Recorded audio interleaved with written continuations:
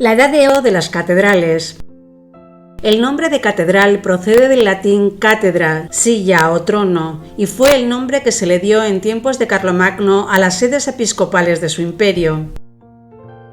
La catedral era el lugar donde el obispo tenía su sede y silla honorífica y ejercía solemnemente sus funciones de cara al público. Durante los primeros siglos del cristianismo y el medievo, siglos IV al XI, las catedrales no se diferenciaban demasiado de otros centros de culto, como las iglesias monacales o los templos dedicados a los mártires. Es a partir de Carlomagno que continuó la política de su padre Pipino el Breve de alianza y defensa del papado, cuando la catedral va adquiriendo una configuración y unas dimensiones que la diferencian de los demás templos.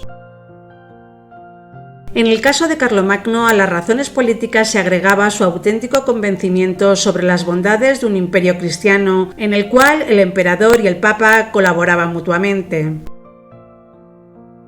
Aunque Carlomagno supo sutilmente establecer la supremacía del emperador sobre el papa, también llenó esta alianza de simbología al hacerse coronar y recibir la corona del imperio de manos del pontífice. No obstante, la relación entre el papa y el emperador contribuyó a acrecentar grandemente el prestigio del papado. Fue convirtiendo al papa de su rol original de obispo de Roma casi en igualdad de condiciones con los obispos de otras diócesis importantes e incluso inferior al patriarca de Constantinopla en jefe de la cristiandad. Para la nueva organización eclesiástica patrocinada por este emperador, de acuerdo con los papas Adriano I y León III, se dispuso que la cátedra sería la silla honorífica del obispo, símbolo de su autoridad y donde ejercería solemnemente sus funciones. Con la muerte de Carlomagno y la rápida desintegración de su imperio se produjeron importantes cambios, entre otros el decaimiento de las ciudades, ya iniciadas siglos antes con las invasiones bárbaras que acabaron con la mortecina civilización romana, y por otro lado la lucha por el poder de los sucesores de Carlomagno, que propició que este poder pasase de la monarquía unificadora a la nobleza, que volvió a vivir aislada en sus fronteras rurales. Sin ciudades no tenía sentido las incipientes catedrales carolingias. En estas fortalezas nobiliarias la economía se sustentaba con el trabajo obligatorio de los vasallos del señor, alojados en sus tierras. Clérigos y obispos, muchas veces parientes o amigos de estos señores feudales, también se trasladaron a oficiar a estos recintos al amparo de su protección, pero no solo se centraron en las tareas pastorales de otros tiempos, sino más en las intrigas políticas y en los negocios mundanos. Pero por otro lado también estaban los monasterios, que eran centros de oración, trabajo y cultura independientes del poder feudal, o casi, habitados generalmente por monjes de la orden benedictina. Estos centros poseían extensas tierras cultivadas por novicios y legos. La profunda religiosidad de aquellos tiempos, unida al deseo de asegurar la salvación del alma, hizo que llovieran las donaciones sobre algunos monasterios, pero con la acumulación de bienes la conducta de los monjes se relajó. En el siglo X se produjo una reacción moral, originada en el monasterio francés de Cluny. La regla, las normas y las costumbres practicadas en este lugar influyeron en todo monasterio occidental y provocaron mejoras espirituales y materiales.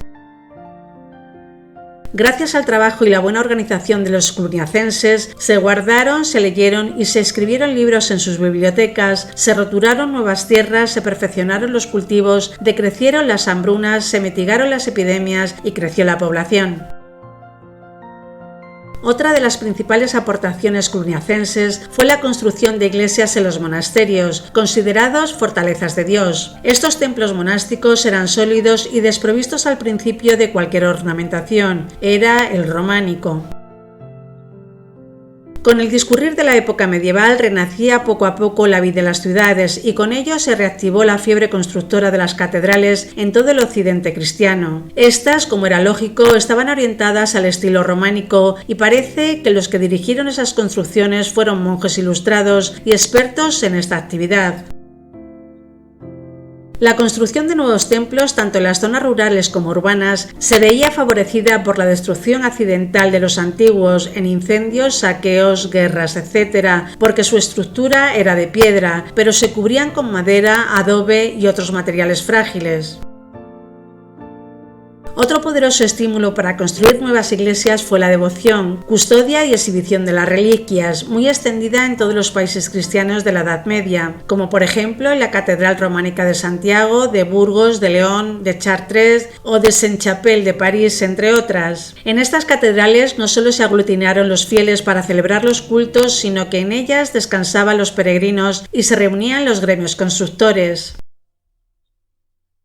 Pero a principios del siglo XII, los cuantiosos donativos otorgados a la Orden del Cluny por monarcas y nobles provocaron un rápido y desmesurado enriquecimiento de los monasterios, lo cual hace que estos también se relajen en las reglas morales y se produzca una nueva decadencia monacal. Así nuevamente se va a producir otra profunda reforma de ideas y costumbres en la vida monástica, ahora por otro lugar francés llamado Citeaux, Orden del Cister. Los cistercienses también representaban una nueva concepción del arte religioso y querían perfeccionar el severo, macizo y oscuro estilo anterior. Estos continuadores, también benedictinos, se manifestaban a favor de la abundancia de luz a través de ventanales acristalados que dejaran pasar los rayos del sol a todas horas. Empezaba así la era del gótico, que iría de los siglos XII al XVI. También fue llamada la Edad de Oro de las catedrales. La Orden de los Templarios, cuyo objetivo fue la defensa de los peregrinos en Tierra Santa, fueron los mayores constructores de las espectaculares catedrales y fortalezas en toda Europa, gracias a su pronto enriquecimiento por sus afortunadas finanzas y múltiples donaciones de la monarquía y la nobleza para sus campañas militares.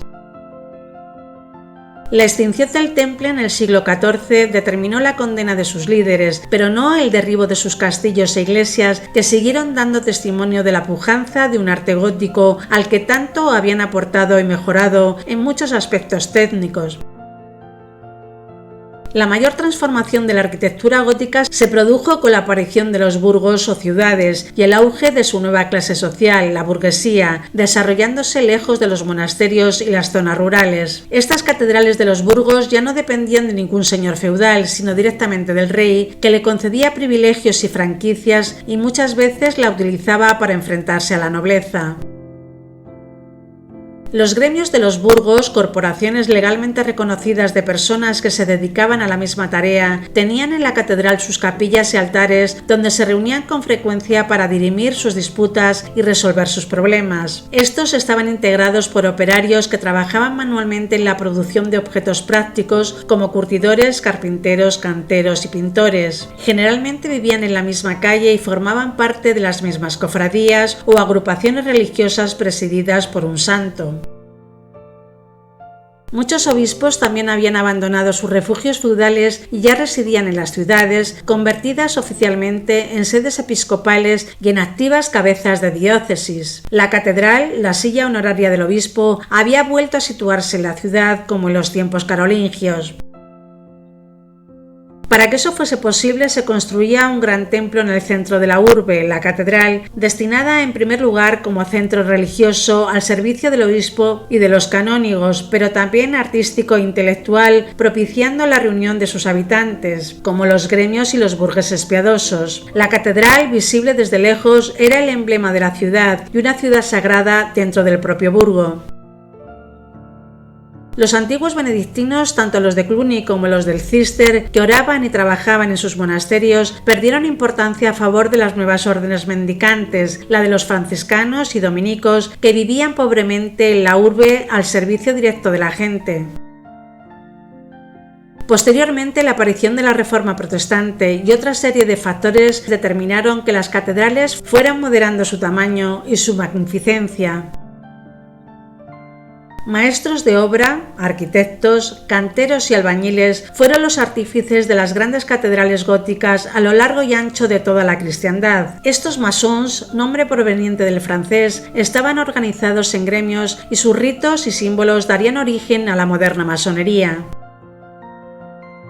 Estos masones se habrían de inspirar en los modelos en piedra de la arquitectura del Imperio Romano, el arco de medio punto, la bóveda de cañón, las aristas, etc., pero también surgió un nuevo tipo de arco, el ojival, que permitió cubrir de vidrieras casi por completo las paredes, porque ahora ya no sostenían la cubierta, cuyo peso descansaba en pilares y gruesos contrafuertes. La construcción de estos edificios de piedra suponía una empresa colectiva muy compleja y costosa y un alto grado de especialización técnica y división del trabajo. Al frente se hallaba el arquitecto, denominado por lo general maestro de obras. Este era un oficio muy selecto al que se llegaba al término de un ascenso en la jerarquía de los gremios, tras superar un duro examen en el que los otros maestros juzgaban a los que pretendían alcanzar ese nivel. Ser maestro de obras requería poseer amplios conocimientos técnicos. El arquitecto elaboraba el plan del edificio que presentaba al promotor de la obra, fuera este un noble, un rey o un eclesiástico. Pero la tarea del maestro de obras no se limitaba a hacer los planos, también contrataba a los operarios que intervendrían en los trabajos, con los que construiría un taller que se mantendría mientras durase la obra. El maestro de obras debía ser experto en la organización del trabajo, pues a menudo tenía que dirigir equipos de trabajadores muy amplios. En la construcción de una catedral participaban unas 300 personas de diversos oficios y se sabe de casos en los que los obreros superaron el millar. Asimismo, el maestro de obras debía tener conocimiento muy variado para dirigir y, en caso, corregir a carpinteros, escultores, vidrieros, pintores, incluso herreros e ingenieros. También debía saber de economía. Los obreros empleados en cada obra eran de diversos tipos y tenían diferentes niveles de cualificación. Los porteadores eran a menudo jornaleros o trabajaban a destajo y se les contrataba en el lugar. Los amasadores de mortero, en cambio, recibían una paga más elevada. En lo más alto del escalafón estaban los propiamente llamados masons, maestros y albañiles, encargados de dar forma a la piedra, de bastarla y poner cada sillar en su sitio. Los masons estaban asociados con instrumentos de precisión, con escuadras, cartabones, cuerdas anudadas y plomadas que solo ellos sabían usar y con las que tallaban sillares bien encuadrados para muros y bóvedas. Además, los canteros podrían ser auténticos escultores, tallaban figuras humanas y de animales, formas vegetales y geométricas para decorar portadas, ventanas, fachadas, capiteles y ménsulas. Su oficio se acabó de perfilar con la arquitectura gótica. El masón era un trabajador libre o franco, de ahí el término francés franc-maçon o en inglés free-mason, que comenzaba su carrera profesional como aprendiz a los 13 o 14 años. Así se le encomendaban los trabajos más sencillos, bajo la supervisión de expertos. Tras unos 5 años y siempre que demostrara buenas maneras en su oficio, se convertía en oficial, título que otorgaba el maestro. En ese momento, a los 19 o 20 años, ya podía realizar trabajos especializados, bien como cantero o bien como escultor, si tenía la habilidad requerida. Su prestigio se reflejaba en el hábito de firmar sus sillares con signos específicos, las marcas de cantero, cuyo significado sigue debatiéndose entre los historiadores.